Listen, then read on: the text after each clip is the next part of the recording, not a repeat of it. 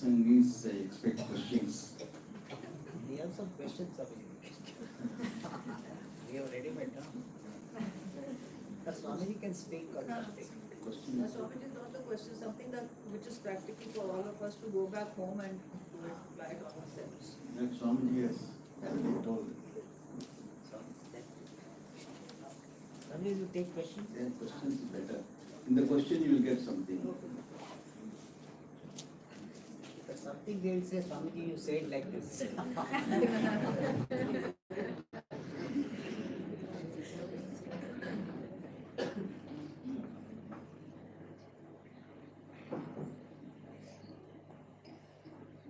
I keep constantly listening to different shastras online, like Bhagavad Gita, Upadesha Saram, Kathopanishad, etc. What would be your advice as to which one should we start Shravanam? As to which one should we start Shravanam with? Any particular order to follow? Also have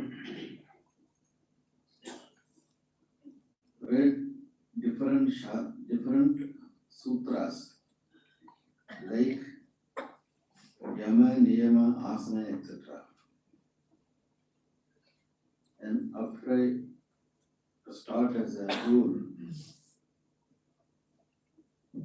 due to the discipline involved, should we start it only under a guru? Is it okay to just listen to the pravachanam and listen to Upanishads, this advice?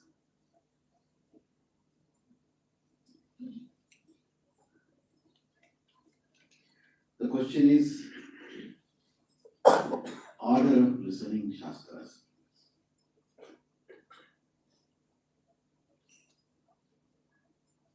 And also following certain disciplines.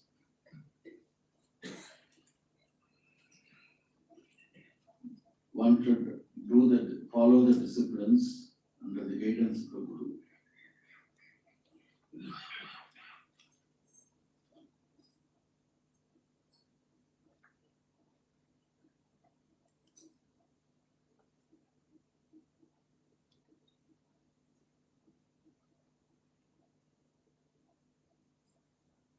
While teaching, we follow certain order. Simple Upanishads where no complex discussions are there, we avoid, we keep it for later discussion. In the study, in a 3-year course, Pujya Swamiji has set an example of that order. Mundaka Upanishad is studied first.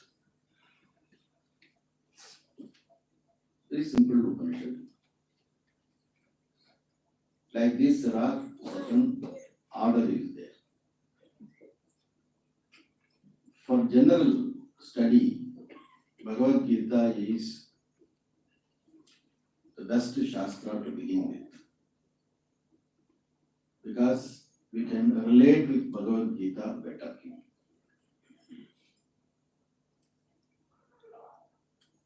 We are all standing in the same boat as Arjuna.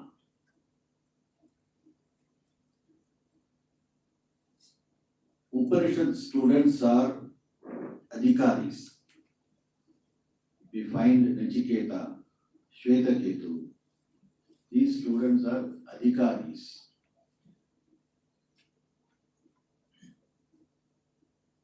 Therefore, the Upanishad is taught straight away.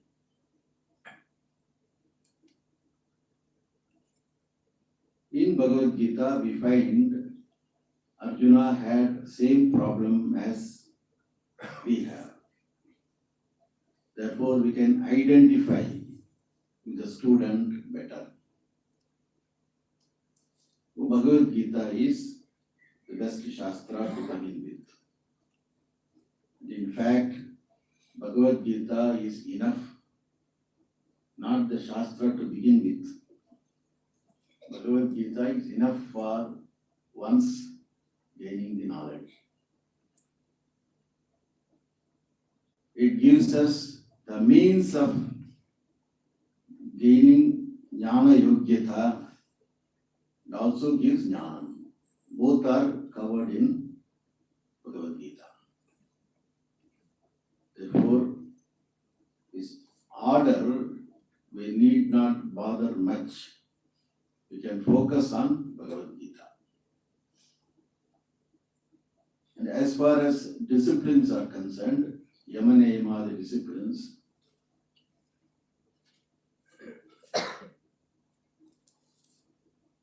it doesn't require advice of a guru, guidance of a guru.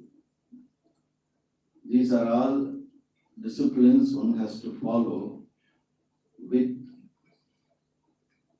better willpower. One has to develop willpower for all these things. All the disciplines require willpower. That willpower has to come from within. Guru cannot infuse that willpower. It has to be developed by the person. And certain values to be followed. These are all known to us. Values are known to us. Disciplines, we have to, simple disciplines we can know and follow with greater willpower.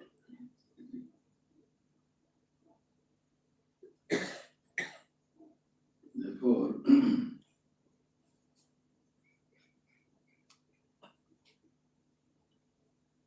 is it okay to just listen to the pravachanam and listen to the Upanishads? Yes, just to listen. Pravachanam is, listening is enough, Shravanam is enough with certain disciplines.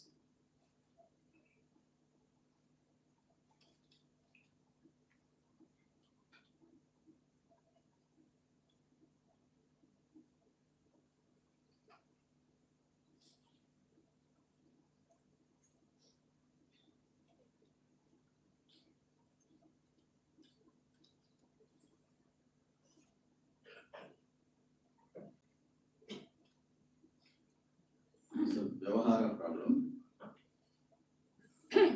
regarding AC.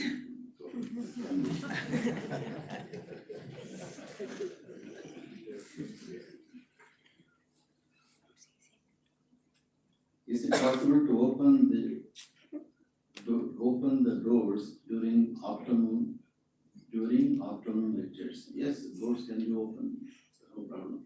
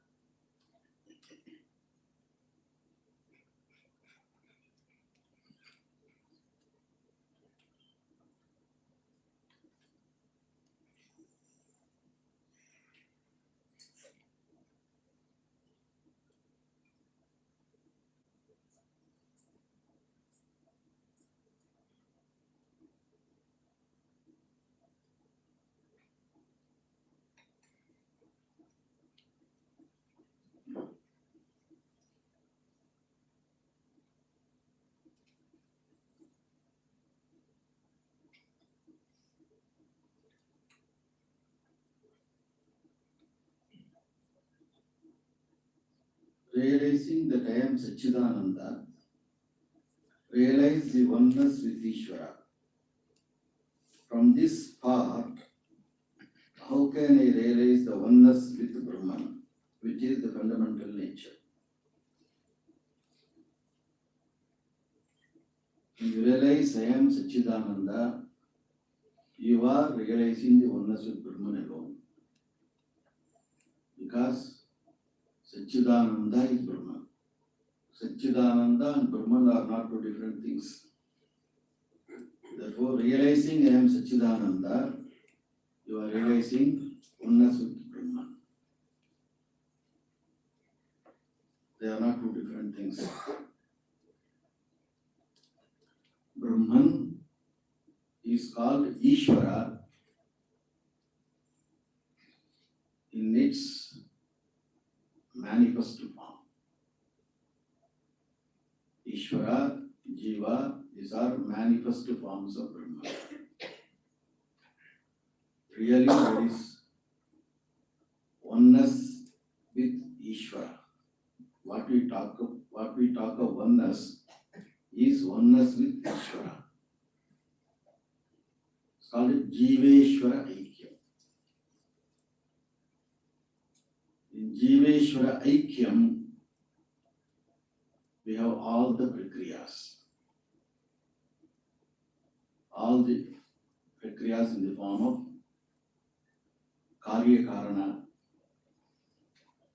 various lakshanas, all these come into picture in Jiveshvara Aikyam.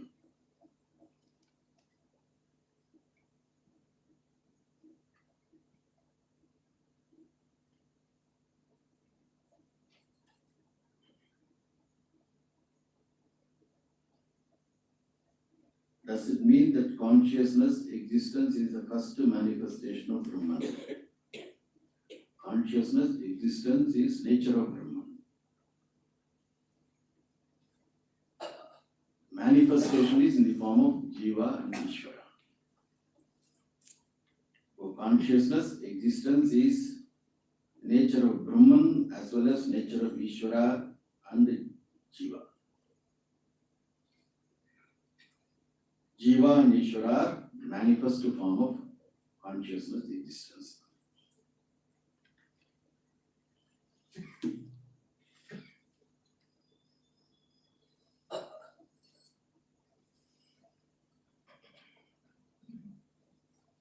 What is the meaning of Pancha Prana?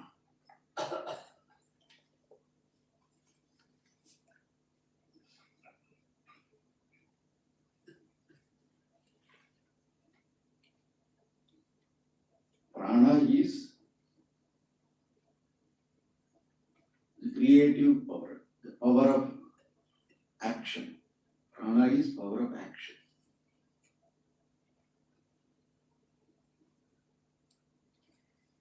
The motive power, which gives energy for the whole body politic to function, called Prana Shakti.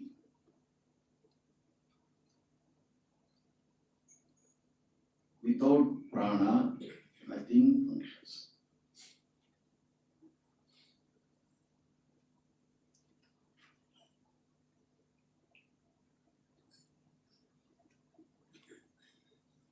Be it organs of action or sense organs or the body, all of them require Prana Shakti.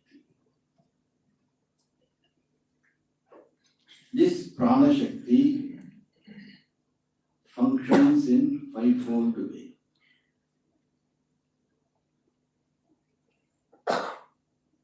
In the system, they function in fivefold way. Prana, Apana, Vyana, Udana, Samana.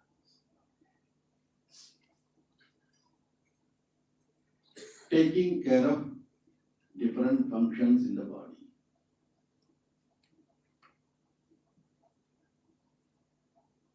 Prana takes care of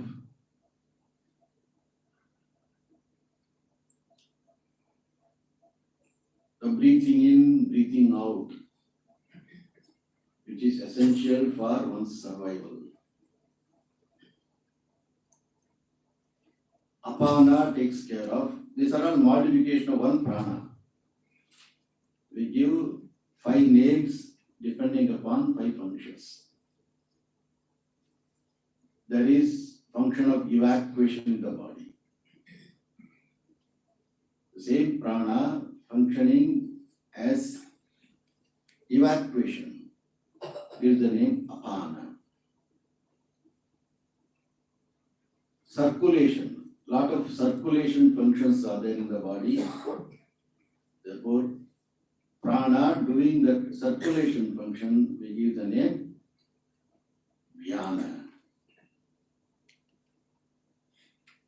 Doing the job of digestion, same prana gets the name samana. And one more function is there, prana, pancha prana. That function is, it should not function. Non-function is a function. That non-function also is responsible for life. If that starts functioning, then all functions comes to a stop. That is called a udana. Udana is like a time bomb. It is, time set. For udana, time is set. Until then, it doesn't function. That is pancha prana. So prana shakti it is. At the vyashti, at the samashti level.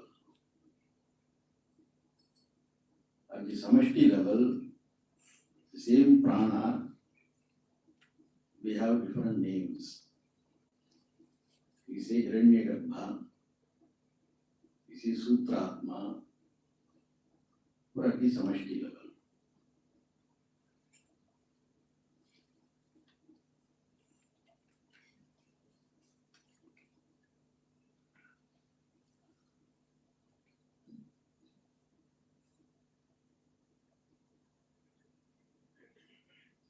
Aham Satchidananda.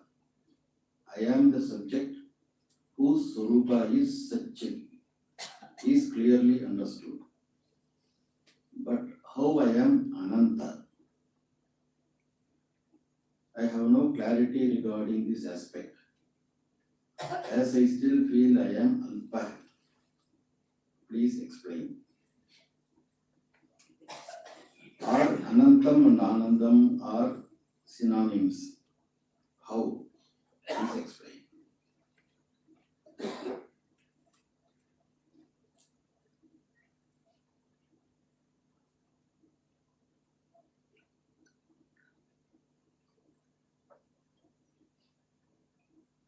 I am Satchit. I am Satchit means I am pure existence, pure consciousness. That is Satchit. If I understand I am pure existence, pure consciousness,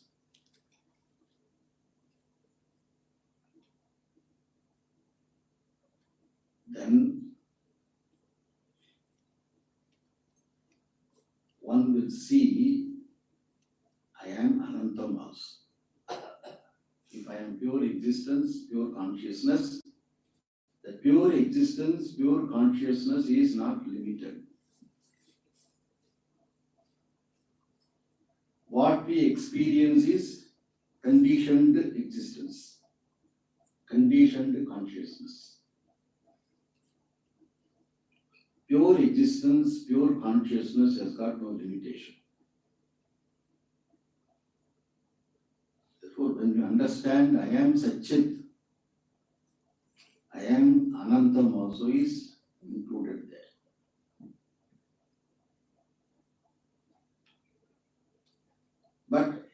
Satchit that we experience, conditioned Sat, conditioned Chit we experience, we take it to be pure Sat, pure Chit. This is available for experience. This conditioned Sat, conditioned Chit is available for experience. But Anantam is not available for experience. Therefore, we think we have not understood Anantam.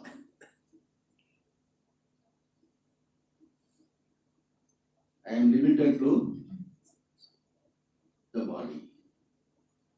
I don't extend beyond the periphery of this body. Therefore, I am limited is very well experienced. I am conscious being. That is conditioned consciousness. Consciousness that is manifest in the Antakarana. For that, we mistake to be Sat. Therefore, this confusion comes. I have not understood Ananta.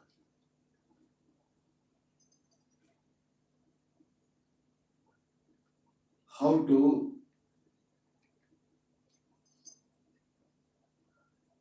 see myself as Ananta.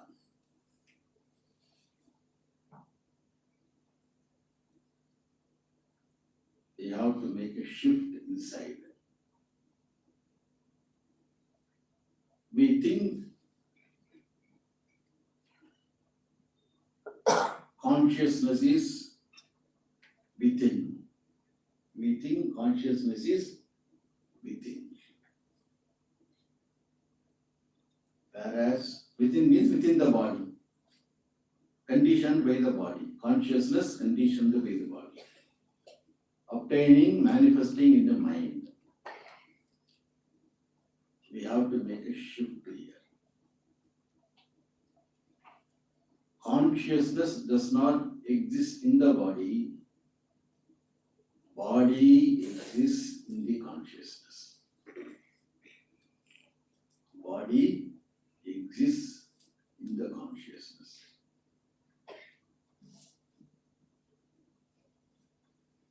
Not only this body exists in the consciousness, all the bodies exist in the consciousness. All the bodies exist in the consciousness. Not only all the bodies exist in consciousness, the whole Jagat exists in consciousness. Now consciousness is what? Anantam. One shift is required there. So consciousness is all pervasive. Manifest consciousness is conditioned, felt in the body. I am not manifest consciousness, I am pure consciousness. Consciousness per se. One has to discover the fact.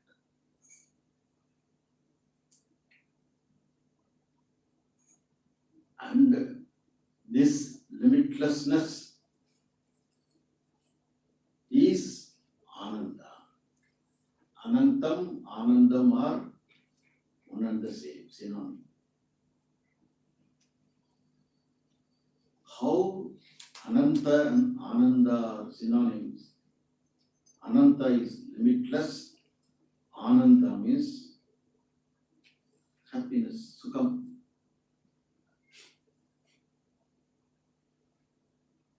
They are synonym because Ananda is there where Ananta is there. Limitlessness is there. Ananda is there only where limitlessness is there. In limited, there is no Ananda. In limited, there is no Ananda. In limitlessness alone there is Ananda. Therefore, this Ananta is a reality word. Ananda is the Purushartha word. Ananda we seek, Purushartha. That is becomes a Purushartha. And where is this Ananda? In limitlessness. In limited, is there Ananda? In limited, there is no Ananda. Being limited by time, place, etc. Therefore, Ananda is there only where Ananta is there. Therefore, they are all synonyms, one revealing the reality, another revealing the Purushartha. Therefore, Shastra uses the word Ananda because we are seeking Ananda. We are not seeking limitlessness, we are seeking only Ananda.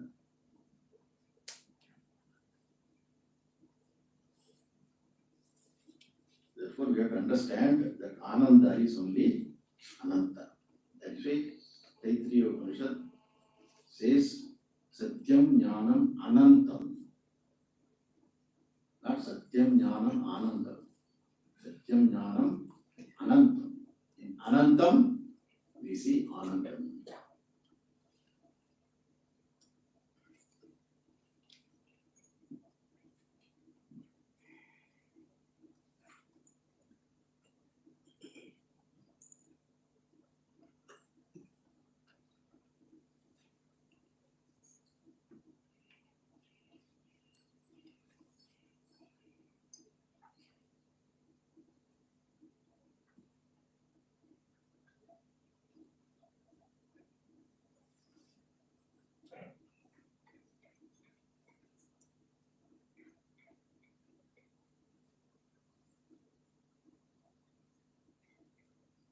Savasana Yoga Abhyasa.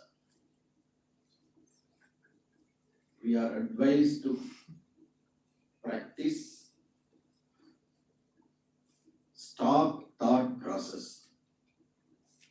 Is it possible? Benefits, if any. How to practice? Whether this has any connection with the Shunya theory of Buddhism.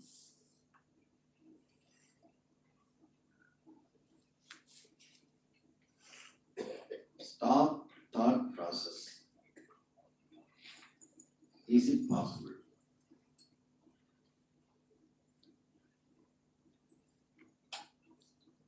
Stop thought means Chitta Vritti Nirodha. As Yoga Shastra says, Chitta Vritti Nirodha. Stop thought process. Is it possible?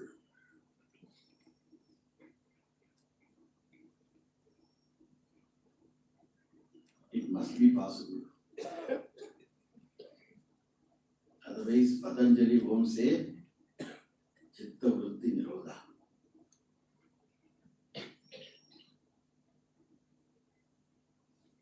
But possible in a limited way.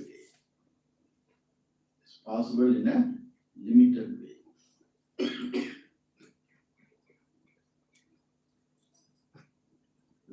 That is also useful.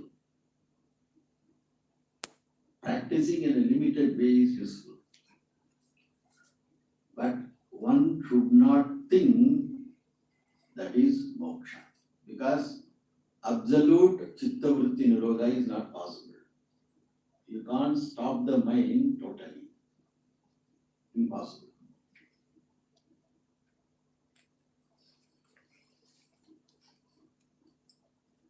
Because the nature of mind is to flow.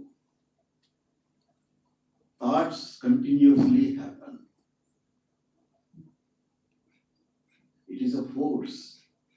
Thoughts are a force. Vrittis are force. Enormous power it has got. Therefore, you can't stop it.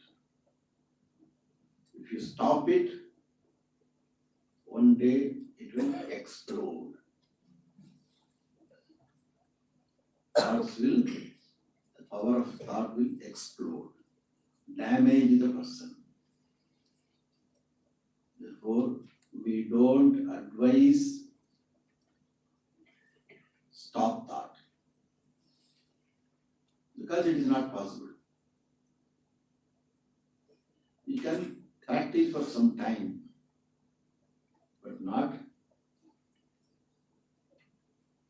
absolute. It is useful because we can understand the mind. With limited practice, we can understand the mind. It requires certain control over thoughts. A mind that is let loose cannot learn. So you have to have a certain discipline, mastery over mind, mastery over thoughts. Therefore, in a limited way, it is useful to have certain mastery over the mind. What we advise is channelize the thoughts. Don't stop the thoughts, channelize the thoughts. So that it can mature, it can grow, mind can grow. By stopping, it doesn't grow. By channelizing, it grows, matures. Understanding is required. Understanding the mind is required, not stopping the mind. Disciplining the mind also useful. Therefore, never practice this chitta vritti nirodha thinking that it will lead you to moksha. It's not possible, nor it can lead to moksha. What is moksha? Understanding that mind is, vrittis are mithya. That is moksha.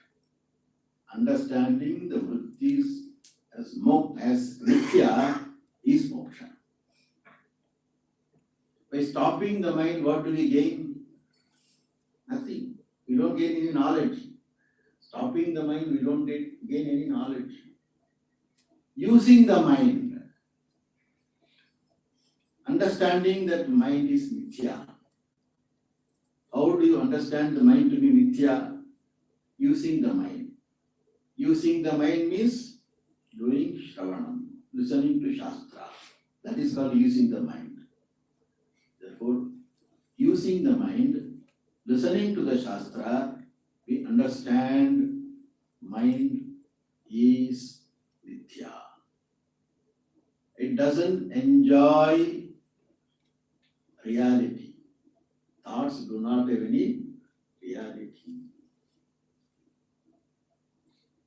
If thoughts do not have any reality, if you discover that fact, thoughts do not have any reality, that is moksha. That mind is bhushan. That mind is bhushan. We can enjoy that mind.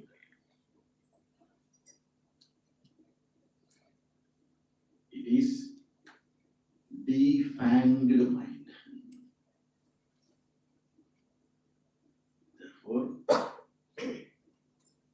mind is to be understood, not made shunya. So it is not possible to practice that.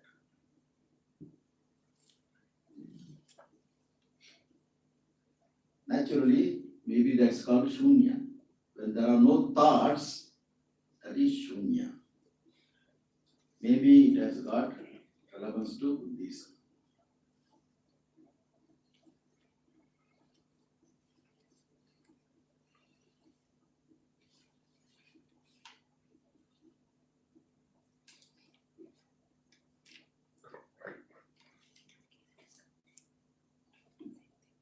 So,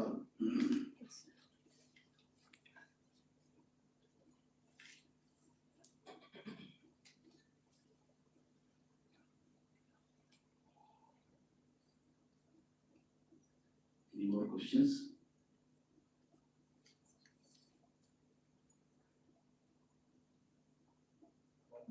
What you said about Ishvara, Jiva and Brahman, you could call Ishvara Mithya as well. I mean, there is IQ on that. Ishvara is not Mithya.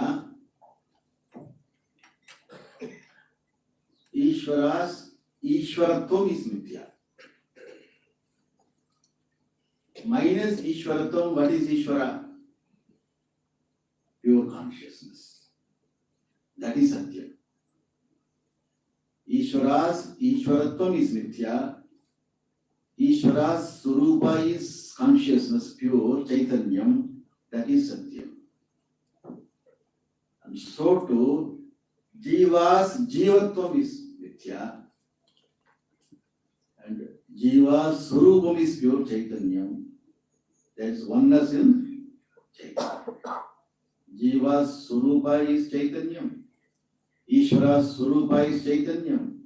Both are one at the level of Surupa. Ishvara also Surupa Chaitanyam. Jiva also is Surupa Chaitanyam. Therefore, at that level there is oneness. At the level of Jivatvam, Ishvaratvam, there is no oneness. Jivatvam, Ishvaratvam are opposed to each other. Will it not cause any limitation? Jivatvam, Ishvaratvam will not cause any limitation to Chaitanyam. Jivatvam, Ishvaratvam cannot cause any limitation because Jivatvam, Ishvaratvam both are Mithya. That has to be understood. There is a prakriya pada. Karana karya prakriya is there. When you analyze that prakriya, when you analyze through that prakriya, you will understand this Jivatvam, Ishvaratvam are Mithya. Not as real as Chaitanyam consciousness. Therefore, they don't cause any difference. Both being Mithya, they don't cause any difference. So, Ishvara is not Mithya. Ishvaratvam rulership is Mithya. There is neither ruler nor ruled.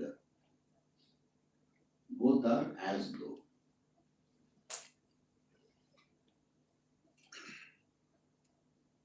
But this Mithya has to be understood. That requires unfoldment. Can I ask, in the same manner you said Jagat is in consciousness, but in a sense Jagat is consciousness. You can say that. Because Jagat is an appearance of consciousness. Consciousness appears as Jagat. Consciousness appears as Jagat. Like water appears as wave. Water appears as wave. What is wave? Wave is nothing but water. So water appears in the form of wave. Water appears in the form of tsunami also. Tsunami also is nothing but water. So too, consciousness appears in the form of Jagat. Various Nama Rupas. It appears. Therefore, they are non-separate from consciousness. The Jagat is non-separate from consciousness. Any given Nama Rupa is non-separate from consciousness. Chair is non-separate from consciousness. Table is non-separate from consciousness. Every name and form is non-separate from consciousness. Therefore, we can say Jagat is consciousness. But consciousness is not Jagat. This is a very strange equation.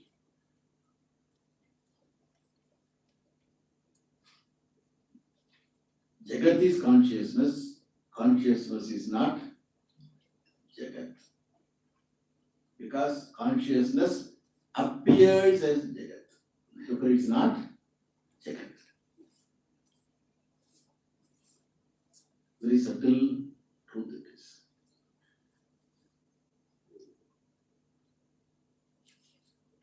Vayamaatma pravachanena labhyo. The Vegana Mauna Shrutena. Will you say elaborately? Nayamatma pravachanena labhya. Na medhaya na bahuna shrutena. Yamevaisha vrunute tena labhya. This mantra in Mandaka Upanishad highlights one important value.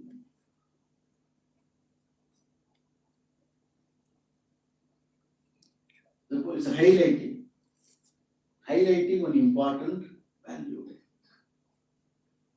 But when you highlight something, you put something else down. This is how it happens. When you highlight something, something else gets demoted. This mantra says, Nayamatma pravachanena labhya. Ayamatma pravachanena na labhya. When you listen to this vakya, you get a shock. Ayamatma pravachanena na labhya.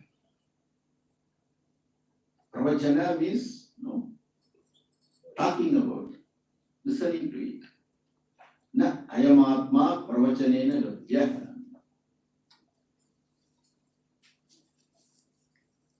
Na medhaya labhya. With a lot of medha. Medha means intelligence. With intelligence, Atma cannot be gained. Na bahuna shrutena. Listening continuously for a number of years. Listening to Atma. Atma cannot be gained.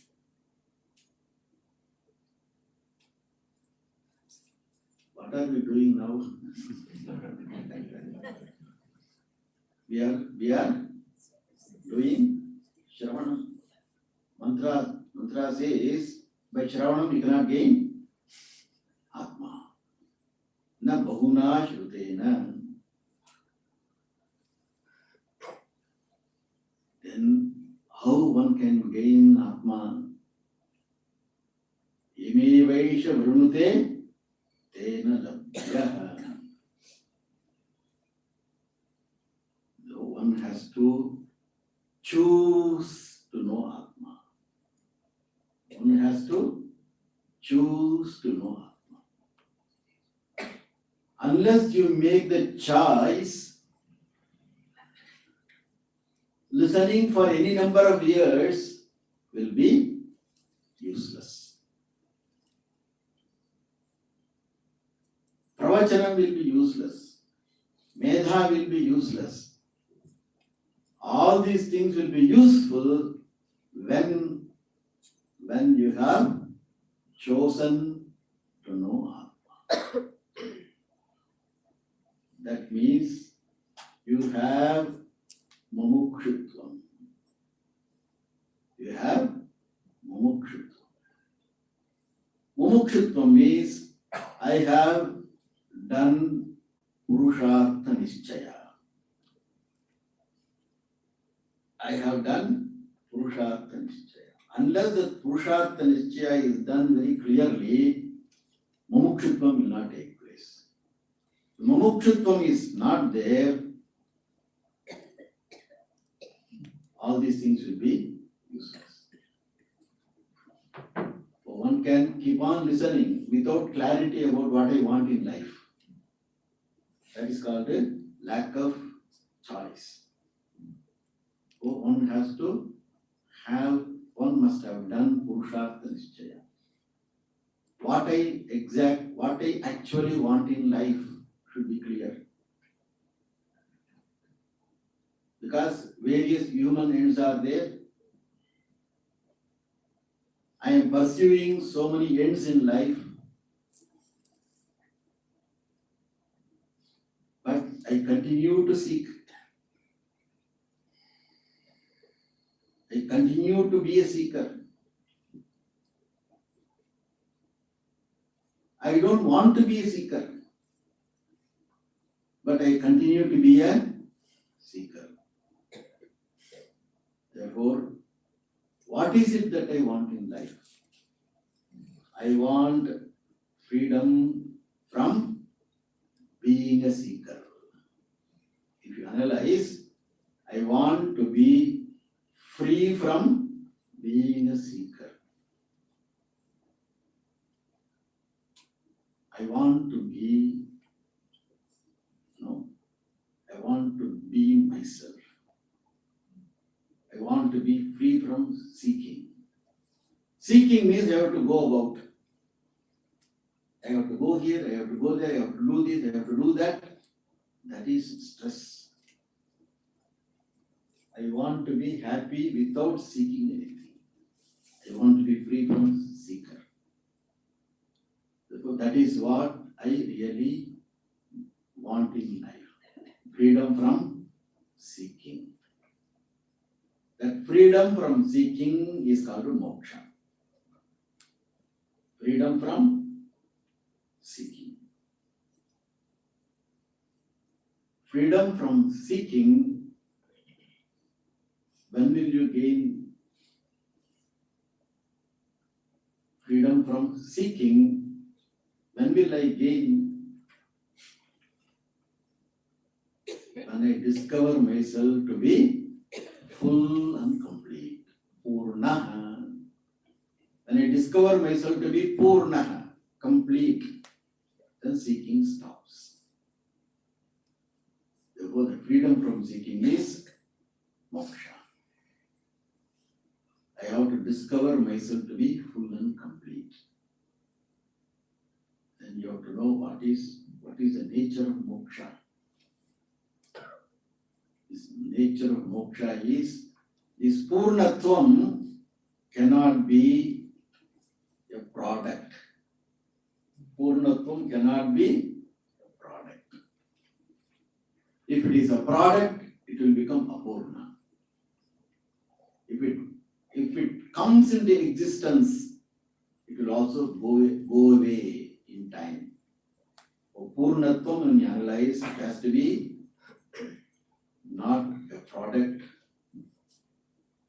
It is nitya siddha vastu. Purnatvam has got to be ever existent. Therefore, if I have to know myself to be ever existent Purna vastu, it is only by knowledge. Therefore, to be free from being a seeker is to be gained by knowledge. Therefore, the whole pursuit gains direction. What I want in life is moksha. Moksha is in the form of purnatvam that I am already. If I am denied of that, it is due to ignorance. Therefore, the Purushartha Vichara leads to pursuit of knowledge. When this is clear, then all the factors that are said here becomes useful. Without Shravanam we cannot gain. Therefore, na bahuna shrutena is to highlight mumukshutva. If mumukshutvam is not there, Shravanam will not give rise to any fruits. Medha will not give rise to fruits. Pravachanam will not give rise to any fruits. Therefore, once mumukshutvam is there, all these things will be fruitful. And in fact, without that, we cannot know. Therefore, it's a beautiful mantra in Kundaka Upanishad highlighting mumukshutva. Yame vaishat brunute tena labhya. Tena varanena labhya. Tena varitra labhya. By that varanam, we have to choose Atma. We have to choose Atma. Oh, there is Swayamvara here. You know what is Swayamvara? Swayamvara is what? The bride goes with a garland. So many princesses are lined up. So this bride has to choose. Choose a person. Whomsoever she likes, she puts the garland. That is Swayamvara. We are all in the position of the bride, having a garland. And who are all lined up? Artha, Kama, Dharma, and somewhere in one corner, Moksha. They are all lined up.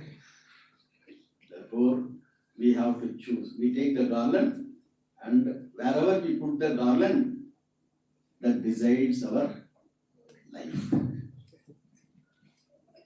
Therefore, we have to put the garland where? Moksha. And moksha. And moksha purushartha, we have to put the garland. Then we are stuck with moksha.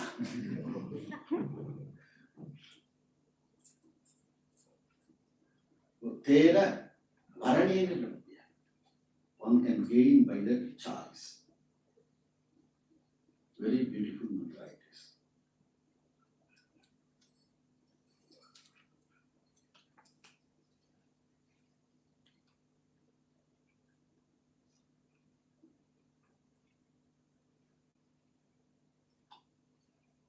Yes.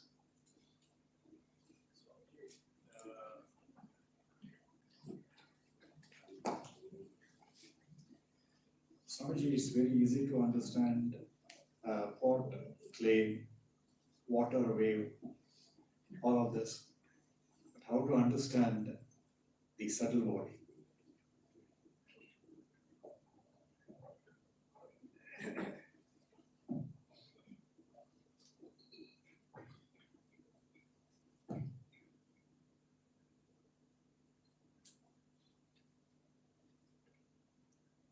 Examples are always easy.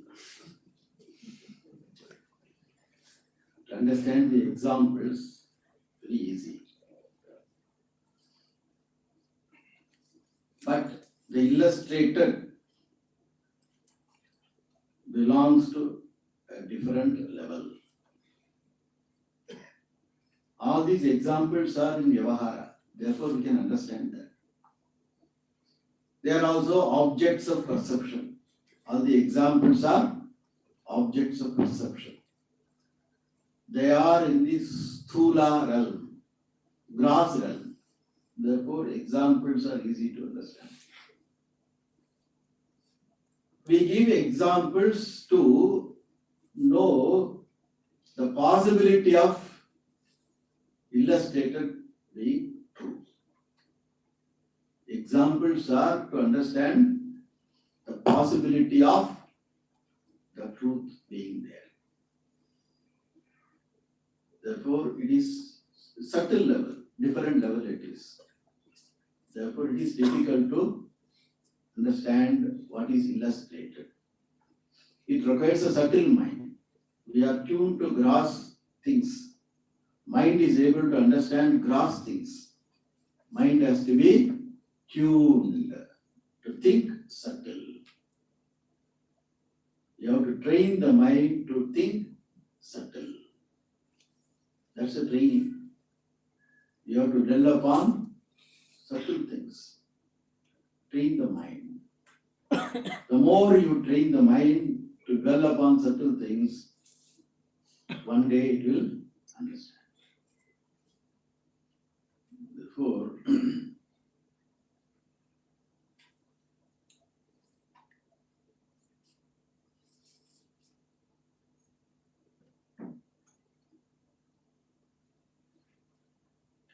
Shastra says it is subtlest.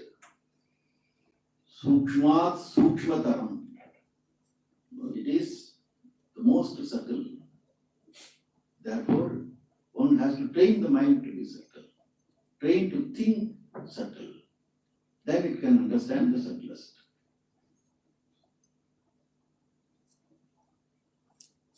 From grass, we have to withdraw the mind to think subtle. Then in course of time it will understand.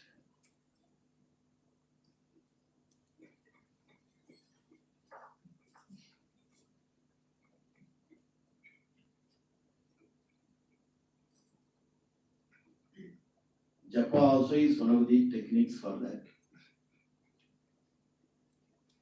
Manasa Japam, mental Japa is useful.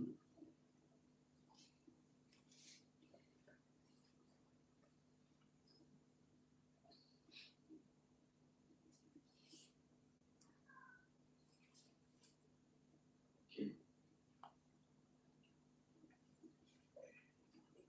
I take this opportunity to thank Swamiji. Swami is Only one question, related to this subtle body only. yes. I'm confused about the difference between subtle body and causal body, Karanam Sharira and Sukshma Sharira. And as we know, the Atma when leaves the gross body, it travels with the sanskara with it. Now that sanskara is associated with the subtle body or the causal body, and what is the difference between these two entities? The term itself reveals the difference. The causal body, meaning cause. Cause for what? Subtle body. The cause of the subtle body.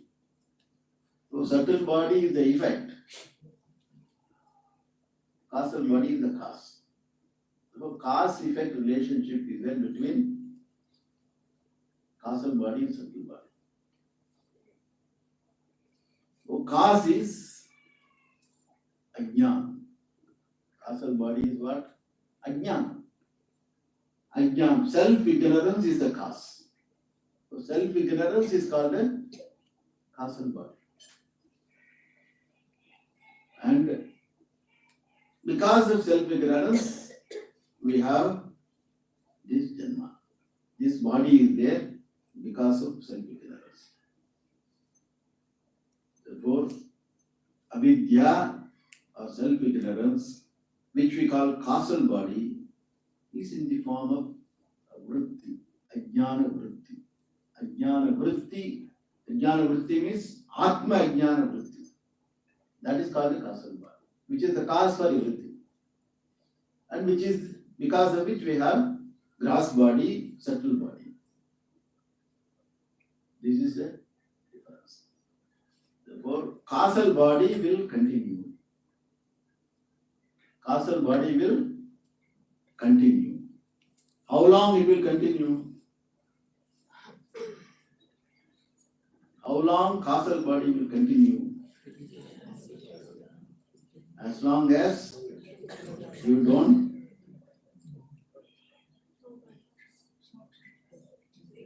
gain jnanam.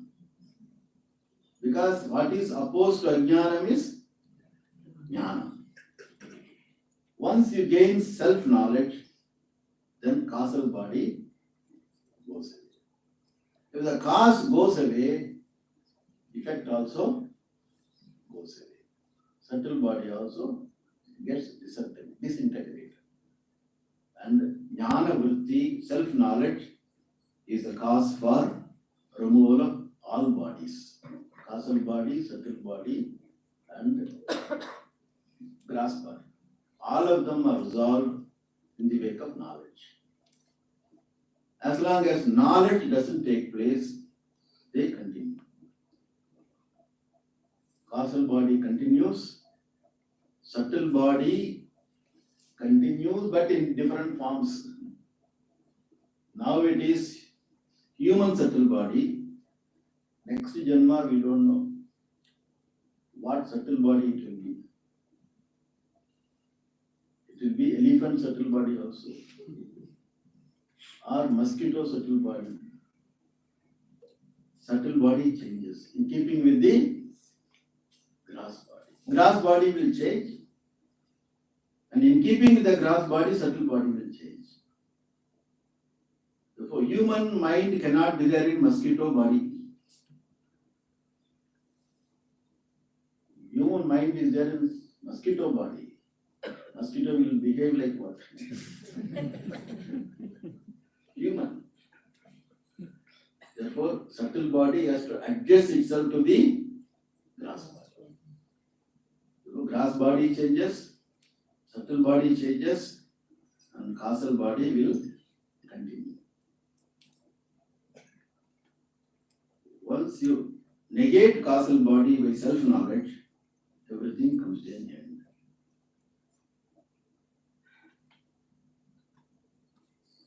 For I thank Sri Swami Sadatmananda Saraswati for having accepted the invitation and delighted all of you with his beautiful classes. If he leaves some Svetasvatara Upanishad mantras, we will have it next year.